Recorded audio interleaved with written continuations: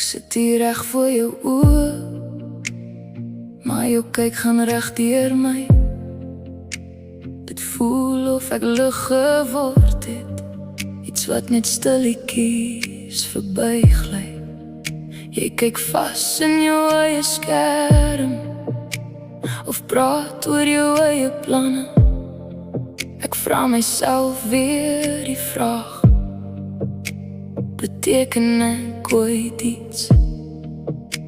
Jy antwoord nie my boodskappe nie, vir dae lank bly dit net stil. Dit voel of ek glad nie bestaan nie, asof my stem niks in jou binneste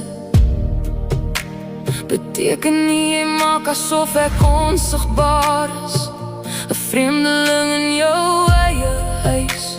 Die koue wat van jou af uitstraal, los my alleen met hierdie pyn van swaar in my hart.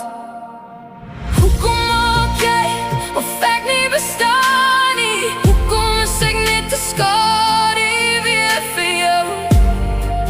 Jy wil my blykbaar net ken, wanneer die koue jou begin vasvou, ja.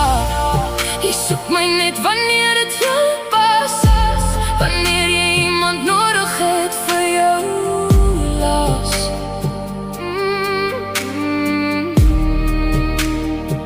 Wanneer jou wêreld skielik skud, dan weet jy skielik wie ek is.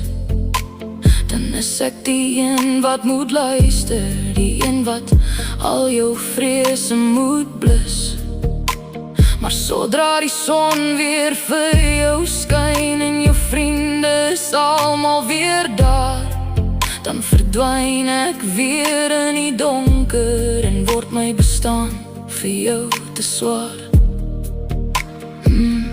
Ek is moeg om 'n opsie te wees, moeg om te wag op jou goeie by. Ek verdien dit om raak gesien te word, my siel kan oopblom en skyn.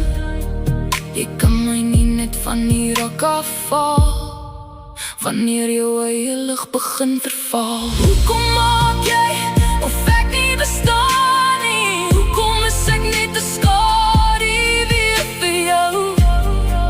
Jy wil my blykbaar net ken, wanneer die koue jou begin vasvou, ja. Jy soek my net wanneer dit jou pas, wanneer jy iemand nodig het vir jou las. Nie meer nie, ek gaan nie meer wag dat jy my raak sien nie. My bestaan is te kosbaar vir jou speletjies.